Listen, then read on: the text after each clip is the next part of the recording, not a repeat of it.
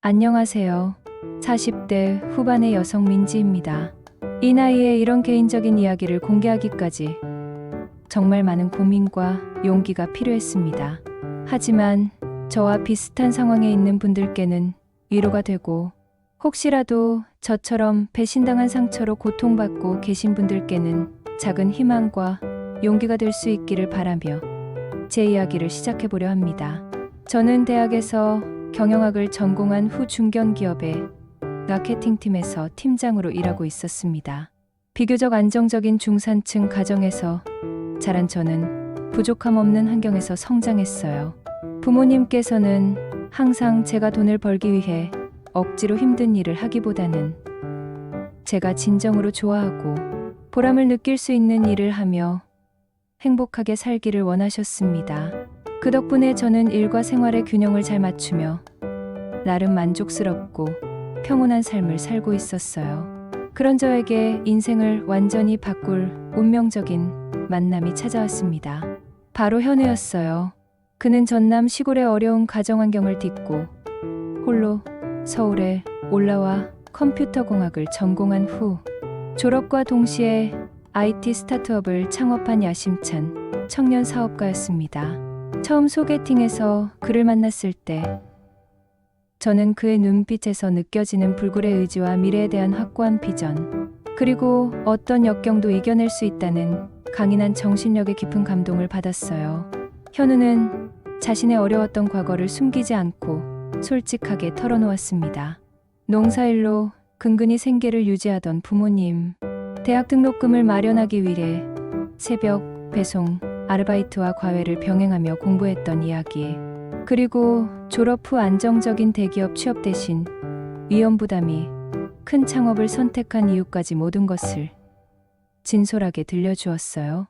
그의 이야기를 들으며 저는 그가 단순히 성공에 대한 욕심이 아니라 정말로 세상을 바꿀 수 있는 기술을 만들고 싶다는 순수한 열정을 가지고 있다는 것을 알 수 있었습니다.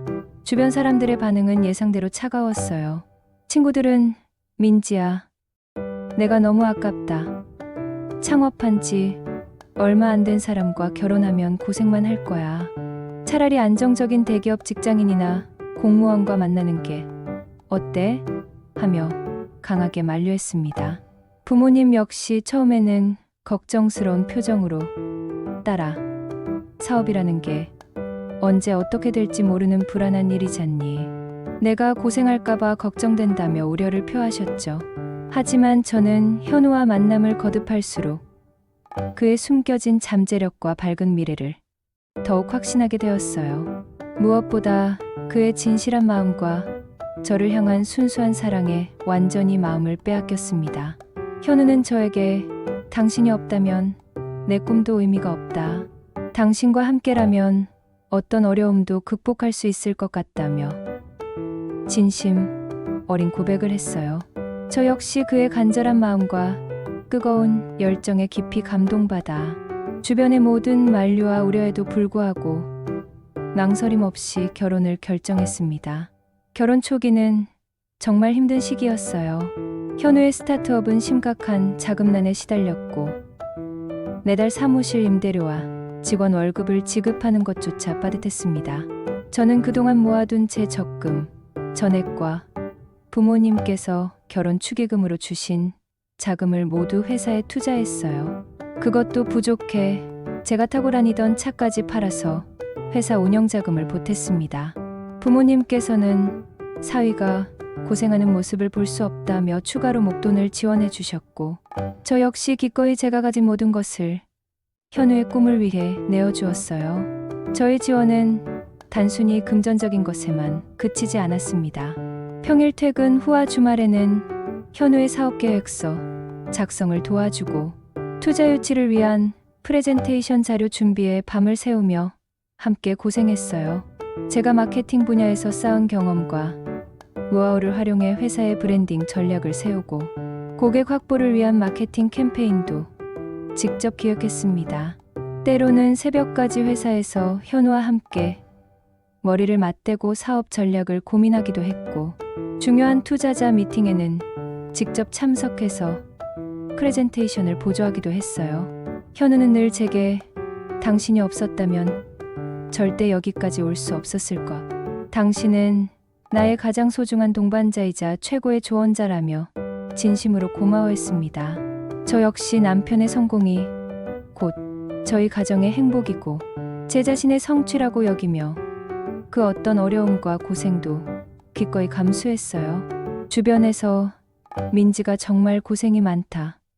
남편, 뒷바라지하느라 본인 일도 소홀해지는 거 아니야? 라며 걱정해주기도 했지만 저는 전혀 불만이 없었습니다. 그렇게 3년여의 치열한 고군분투 끝에 현우의 회사는 마침내 대박을 터뜨렸습니다. 인공지능 기술을 접목한 혁신적인 모바일 앱을 개발해 출시한 것이 데이트를 친 것이었어요. 주요 대기업들이 앞다투어 러브콜을 보냈고 벤처 캐피털들의 대규모 투자 유치에도 성공했습니다. 현우는 하루아침에 업계에서 주목받는 젊은 CEO가 되었고 각종 경제 매체와 신문에 성공한 청년 사업가, 차세대 IT 리더로 소개되며 이력 유명 인사가 되었어요. 저희의 삶은 그야말로 상상할 수 없을 정도로 풍족해졌습니다. 좁은 원룸에서 시작해 강남의 고급 아파트로 이사했고 해외여행도 자주 다닐 수 있게 되었어요. 현우는 고급 외제차를 몰고 다녔고 저 역시 명품 가방과 옷들로 멋을 낼 수 있게 되었습니다. 무엇보다 현우의 성공을 함께 지켜본 저로서는 그 어느 때보다도 큰 뿌듯함과 성취감을 느꼈어요. 저는 자연스럽게 성공한 CEO 부인, 남편 뒤에서 묵묵히 지원한 현명한 아내로 불리며 많은 사람들의 부러움을 받았습니다.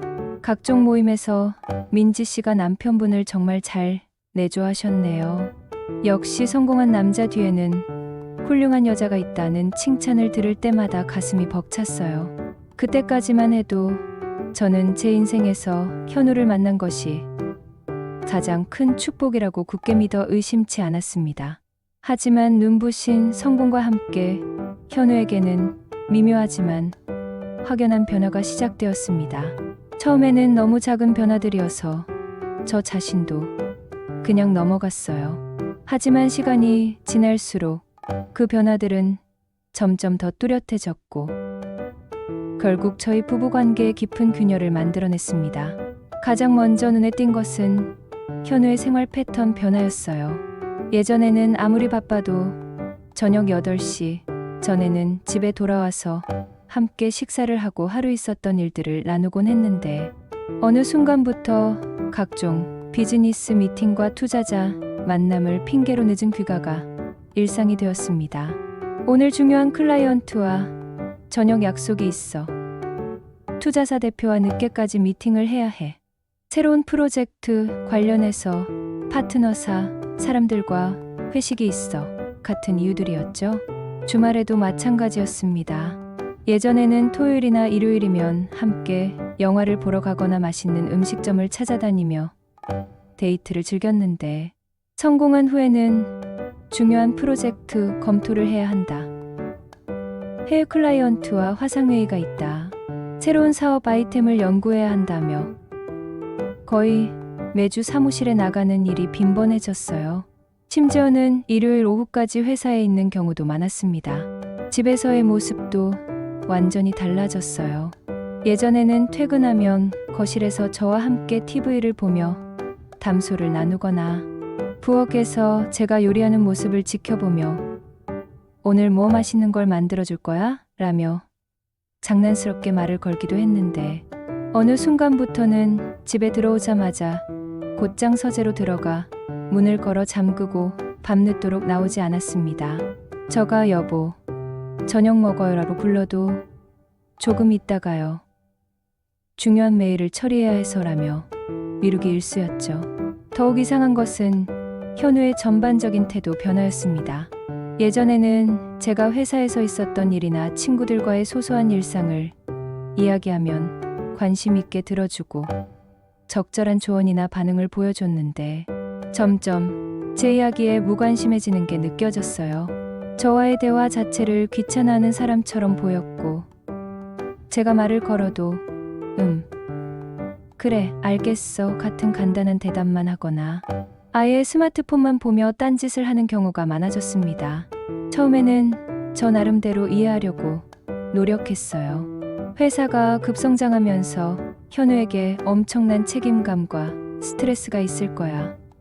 성공한 CEO로서 신경 써야 할 일들이 정말 많을 테니까. 나도 예전보다 바빠졌으니 서로 좀 더 이해해야지라고 스스로를 위로하며 현우의 변화를 받아들이려 했습니다. 오히려 제가 너무 예민하게 구는 건 아닐까? 성공한 남편에게 집착하는 건 아닐까? 하는 자기 합리화로 불안한 마음을 애써 잠재우기도 했어요. 하지만 시간이 흐를수록 현우는 저에게서 점점 더 멀어져 갔습니다. 주말에도 피곤하다며 하루 종일 잠만 자거나 친구들과 골프 약속이 있다. 업계 사람들과 네트워킹 모임이 있다며 혼자만의 시간을 보내는 일이 잦아졌어요. 심지어는 저희 결혼기념일이나 제 생일 같은 중요한 날들도 급한 해외 출장이 생겼다. 중요한 계약건으로 미팅을 해야 한다며 함께 보내지 못하는 경우가 늘어났습니다. 그러던 어느 화요일 저녁, 제 인생을 송두리째 뒤흔들 충격적인 진실과 마주하게 되었습니다. 현우가 긴급한 회의가 있다며 급하게 나가는데 평소와 달리 휴대폰을 거실 소파에 놓고 간 거예요. 저는 처음에 깜빡했구나. 전화해서 알려줘야겠다라고 생각했는데 마침 그때 메시지 알림음이 울렸습니다. 혹시 급한 업무 연락일 수도 있다는 생각에 화면을 확인해 보니 잠금이 해제되어 있었어요. 그리고 그 순간 제가 본 것은 제 눈으로 보고도 도저히 믿을 수 없는 충격적인 내용들이었습니다. 여보, 오늘 우리 소희 학예발 표회인데 몇 시에 와? 아이가 아빠 오기만 기다리고 있어. 다음 주 토요일에 우리 가족끼리 부산 여행. 어때? 소희가 바다 구경 가고 싶다고 계속 얘기하거든. 시어머니가 소희 보모 사주고 싶다고 하시네. 이번 주말에 함께 백화점 가자. 같은 다정하고 자연스러운 메시지들이 끝없이 이어져 있었습니다. 더욱 충격적인 것은 그 대화들 속에 우리 딸 소희, 우리 가족, 시어머니, 우리 집 같은 단어들이 마치 오랫동안 함께 살아온 가족처럼 자연스럽게 아무렇지도 않게 사용되고 있다는 사실이었어요. 상대방 여자는 현우를 여보, 자기야로 부르며 완전히 부부로서 대화하고 있었고 현우 역시 우리 소희가 제일 예뻐. 집에 가서 소희 안아줘야겠다. 당신이 해준 음식이 제일 맛있어. 같은 답장을 보내고 있었습니다. 그 순간 제 온몸에 전기가 흐르는 것 같았고 머릿속이 완전히 하얗게 변했어요. 심장이 미친 듯이 뛰면서 숨 쉬기조차 힘들었습니다. 현우에게는 제가 전혀 모르는 또 다른 가정이 존재하고 있었고 심지어 소희라는 이름의 어린 딸까지 있었던 것입니다. 제가 현우의 성공을 위해 제 모든 것을 바치며 헌신하고 있는 동안 그는 다른 여자와 완전한 가정을 꾸리고 아빠 역할까지 하고 있었던 거죠. 저는 그 자리에 주저앉아 한동안 아무것도 할 수 없었어요. 온 세상이 무너지는 기분이었고 제가 지금까지 살아온 모든 것들이 거짓이었다는 현실을 받아들일 수가 없었습니다. 제 모든 청춘과 재산을 바쳐 지원한 남편이 저의 헌신과 희생을 발판, 차마 다른 여자와 아이까지 낳고 뻔뻔하게 이중생활을 하고 있었다니요. 배신감과 모멸감, 그리고 말로 표현할 수 없는 분노가 온몸을 휩쓸었지만 저는 그 순간에도 이성을 잃지 않으려 안간힘을 썼습니다. 그 자리에서 현우에게 전화를 걸어 소리를 지르거나 충동적으로 그 여자에게 연락하는 대신 제 심장을 칼로 찢는 듯한 고통을 꾹 참고 침착하게 증거를 수집하기 시작했어요. 메신저의 모든 대화 내용을 차근차근 읽어보며 스크린샷으로 저장했고 현우의 신용카드 사용, 내역과 행적을 면밀히 추적하기 시작했습니다. 그가 운영하는 또 다른 가정이 정확히 어디에 있는지, 그 여자가 누구인지, 아이가 몇 살인지, 언제부터 이런 관계를 시작했는지 모든 것을 치밀하게 조사했어요. 잠 못 이루는 밤들을 세워가며 홀로 조용하고 은밀하게 저만의 완벽한 복수를 위한 철저한 준비에 들어갔습니다. 현우의 파렴치한 외도와 그가 몰래 꾸리고 있던 다른 가정의 존재를 확인한 후 저는 지체 없이 이혼 전문 변호사를 찾아갔습니다. 서울 강남의 한 유명 로펌에서 이혼 소송 분야의 최고 전문가로 알려진 김 변호사와의 첫 상담에서 저는 그동안 수집한 모든 증거들을 체계적으로 정리해서 보여드렸어요. 현우 씨의 외도 증거들이 이렇게 명확하고 구체적으로 있다면 이혼 소송에서 절대적으로 유리한 위치에 계시네요. 김 변호사는 제가 가져간 자료들을 꼼꼼히 검토한 후 이렇게 말씀해 주셨습니다. 메신저 대화 내용, 신용카드 사용, 내역, 그 여자와 아이의 실존을 증명하는 각종 서류들까지 차고 넘쳤거든요. 저는 변호사와 함께 현우 명의로 된 모든 재산을 정확히 파악했습니다. 회사 지분, 부동산, 예금, 주식, 심지어 그동안 제가 투자했던 모든 자금의 흐름까지 세세하게 추적했어요. 특히 결혼 초기 제가 제 적금을 털고 차까지 팔아서 지원했던 창업, 자금, 부모님께서 도와주신 목돈들이 현재 현우 재산 형성에 얼마나 큰 기여를 했는지 객관적인 자료로 입증할 수 있었습니다. 부인께서 남편의 사업 성공에 기여한 정도가 이렇게 명확하게 입증된다면 재산 분할에서 50% 이상도 충분히 가능할 것 같습니다. 더군다나 유책 배우자인 남편의 외도가 이렇게 명백하니 위자료까지 받으실 수 있어요. 김 변호사의 말에 저는 처음으로 이 끔찍한 상황에서 희망을 볼 수 있었습니다. 법적 준비를 마친 저는 본격적인 복수 계획을 세웠어요. 가장 중요한 것은 현우가 제가 모든 것을 알고 있다는 사실을 전혀 눈치채지 못하도록 하는 것이었습니다. 저는 마치 아무것도 모르는 순진한 아내인 척 연기하기 시작했어요. 평소보다 더 다정하게 현우를 맞이하고 오늘도 회사 일로 고생 많았지요. 투자자분들과의 미팅은 잘 되었어요? 같은 말로 오히려 더 챙겨주는 모습을 보였습니다. 현우는 제가 전혀 의심하지 않는다고 생각했는지 더욱 당당하고 뻔뻔하게 이중생활을 이어갔어요. 이번 주말에 중요한 해외 클라이언트와 골프 약속이 있어서 못 들어올 것 같아 다음 주에 3박 4일로 부산 출장을 가야 해 같은 거짓말을 아무렇지도 않게 하더군요.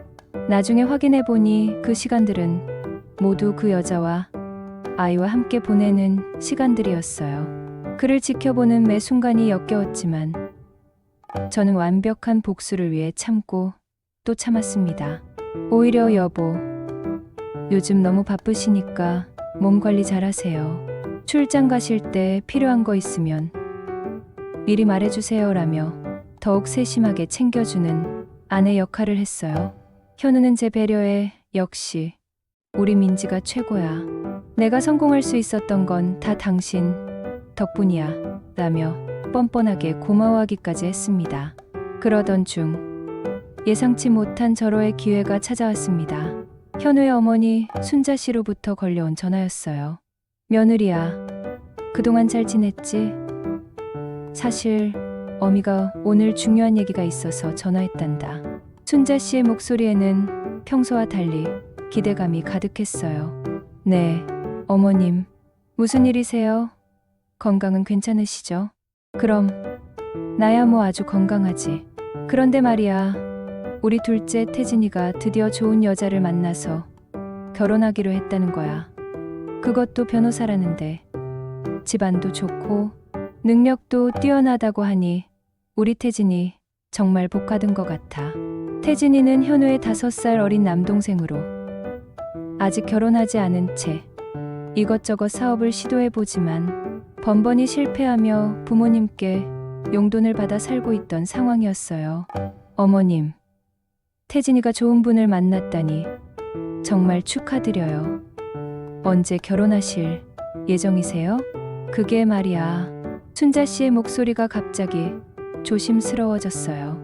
내가 염치 없는 부탁을 하려고 하는데 너희가 그동안 모은 돈이 꽤 될 거 아니야?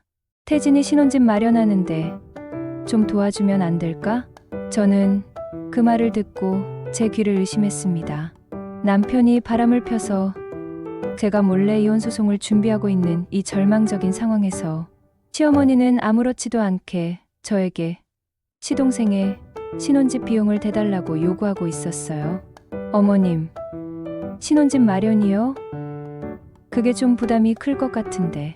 아이고, 너도 참 그렇다. 현우가 이렇게 성공해서 너희 살림이 얼마나 넉넉한지 내가 모를 줄 알아? 그리고 내가 현우 덕분에 지금까지 얼마나 호강하며 살았는데 이제 와서 시동생 결혼에 팔불출하다니. 그런 걸 보고 염치 없다고 하는 거야. 순자 씨의 목소리가 점점 날카로워졌어요. 현우가 지금의 자리에 있게 된 것도 결국 우리가 잘 키워서 그런 거고 내가 모은 돈도 다 우리 아들이 번 돈 아니겠어. 친정의 도움을 받아서라도 태진이 신혼집 마련해 줘야 할 거 아니야. 그게 며느리 도리지. 저는 시어머니의 상상을 초월하는 뻔뻔함과 어이없는 가스라이팅에 할 말을 잃었습니다. 제가 현우를 위해 얼마나 희생했고 제 사재를 털어 사업 자금을 지원했는지를 생각하면 분통이 터져 심장이 찢어질 지경이었어요. 더군다나 저는 이미 이혼 소송을 준비하고 있는데 마치 제가 이 집안의 빚을 진 을의 위치인 것처럼 행동하는 시어머니에게 온몸에 소름이 돋았습니다. 하지만 바로 그 순간 이 모든 불합리한 상황을 역이용할 수 있는 기발하고도 완벽한 아이디어가 번개처럼 떠올랐어요. 그래, 지금은 약한 척 물러나서 그들의 욕심을 한껏 부풀려 놓는 것이 나중에 더 크고 시원한 한 방을 먹일 수 있는 최고의 기회가 될 수도 있겠다. 저는 시어머니가 제가 돈이 없어서 도움을 줄 수 없다고 생각하는 것이 아니라 제가 인색하고 며느리로서 도리를 다하지 않아서 안 해준다고 생각하고 있다는 것을 간파했어요. 그렇다면 오히려 제가 엄청난 호의를 베푸는 것처럼 보이게 만들어서 그들의 기대를 최고조로 끌어올린 다음 상견례 자리에서 모든 진실을 폭로하면 그 충격과 절망감이 배가 될 거라는 계산이 섰습니다. 어머님, 죄송해요. 제가 생각이 너무 짧았나 봐요. 사실 저는 잠시 숨을 고르고 목소리를 부드럽게 만들었어요. 태진이를 위해 이미 몰래 준비해둔 게 있어서요. 뭐, 준비해뒀다고? 네. 강남의 신축 아파트로 이미 계약까지 마쳤어요.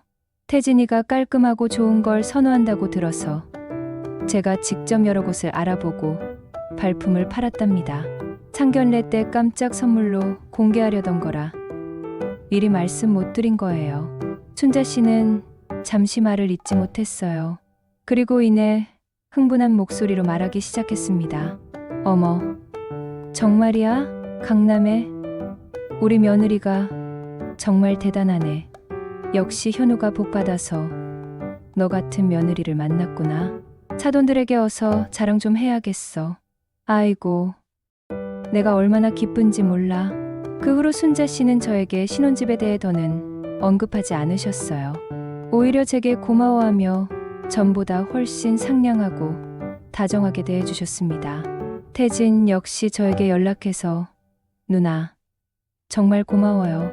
어떤 아파트인지 너무 궁금해요. 혹시 제가 좋아할 만한 스타일로 골라주셨겠죠?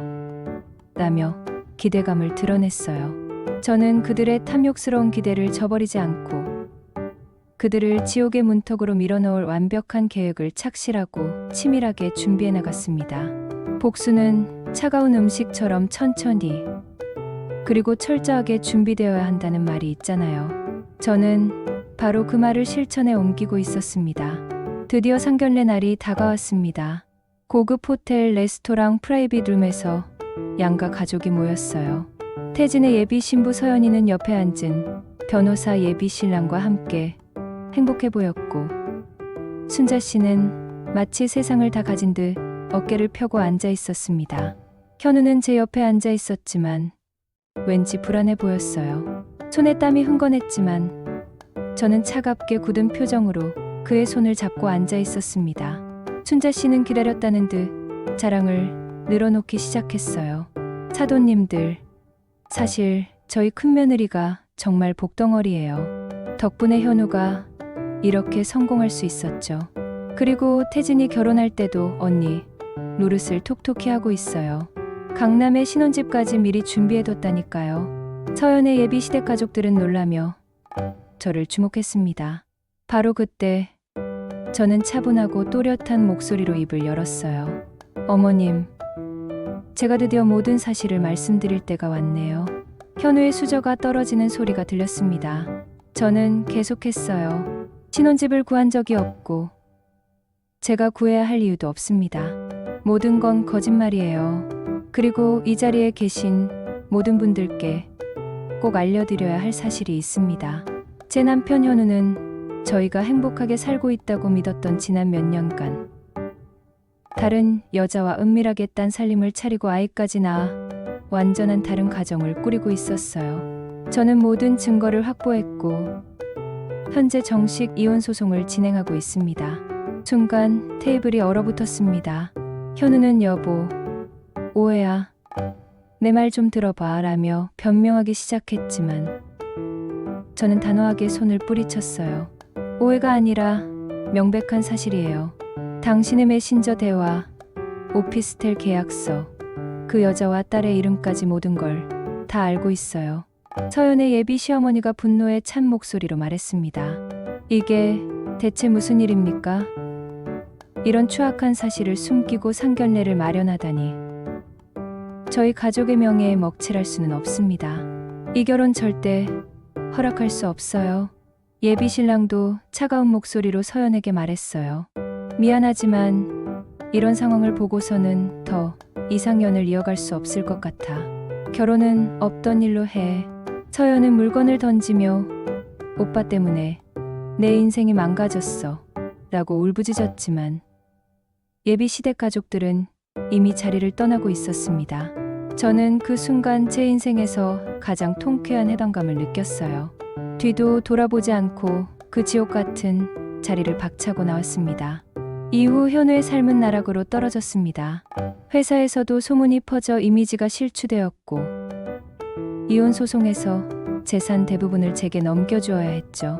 태진의 결혼도 완전히 무산되었고 서연은 모든 사회적 관계가 단절되었습니다. 지금 저는 제 이름의 아파트에서 당당하게 새 인생을 시작하고 있습니다.